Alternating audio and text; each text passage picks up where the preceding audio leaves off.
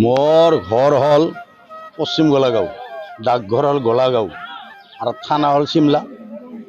মোটামুটি মোৰ ৭৫ চনৰ পৰা ক'লেও ভুল নাই। আগতে মই মহৰ পিঠিত তাৰ বন্ধা আছিলোঁ লোকৰ ঘৰত।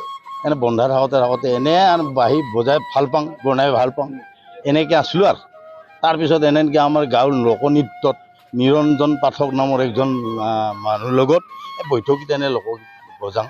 তাৰপিছত এনেকৈ নটৰাজ থিয়েটাৰত গ'লোঁ, পৰমেশ্বৰ বসুমতীক পালোঁ, পাই আৰু এনেকৈ থিয়েটাৰতো অলপ ঘূৰিলোঁ। ৮৩ চনত আছিলোঁ। কিমান বছৰমান তাতে ৪ বছৰ আছিলোঁ। মধ্যপ্ৰদেশত দিছিলোঁ। মোটামুটি ১২ বছৰমান বয়সৰ পৰা হ'ব। নিজে বনাওঁ, বিক্ৰীও কৰোঁ এনেকৈ। আচলতে এইগিলান ভক্তিৰ পৰাহে বস্তুটো আবিৰ্ভূত হয়তো। অলপ ভক্তি জড়িত আছে মোৰ অন্তৰত। মই সেইকাৰণে মানুহক ভাল পাওঁ আৰু বাদ্যযন্ত্ৰ মই ভাল পাওঁ। সেইকাৰণে বেছি কথা নাভাবোঁ আৰু এনেকৈ আছোঁ চলি। বহুত অসুবিধা পাইছিলোঁ, কাৰণ লোকৰ ঘৰত বন্ধা থাকি মা দেউতাক মই মানে পোহপাল দিব লাগে। সেই ৮ বছৰ বয়সত মই লেখা পঢ়াৰ বিষয় স্কুলত যায়ে নাপালোঁ বুলি ক'ব পাৰি। আৰু ভ্ৰাম্যমাণ জগতত যোৱাৰ মোৰ আৰু ভাবিলাক নাই। গতিকে ইয়াতে আমাৰ ৰাইজৰ মাজত মই এনেকৈ আনন্দ বিলাই আৰু জীৱন আৰু শেষ কৰিব পাৰিলেও মই আপত্তি নাই।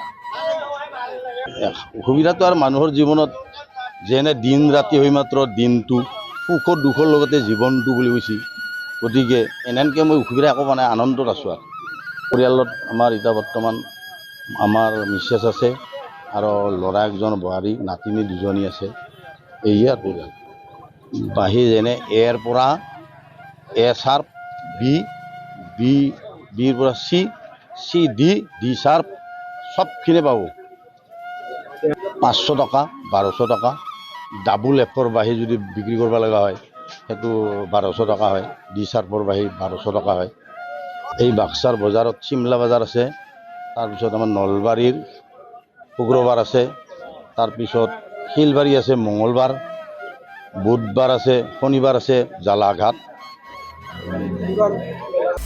আপুনি বিচৰা বাতৰি পাব কেৱল নিউজ 18 এপত। নিউজ 18 এপ ডাউনলোড কৰিবলৈ স্কেন কৰক এই QR কোড। গুগল প্লে ষ্টৰতো পাব এই নিউজ 18 এপ।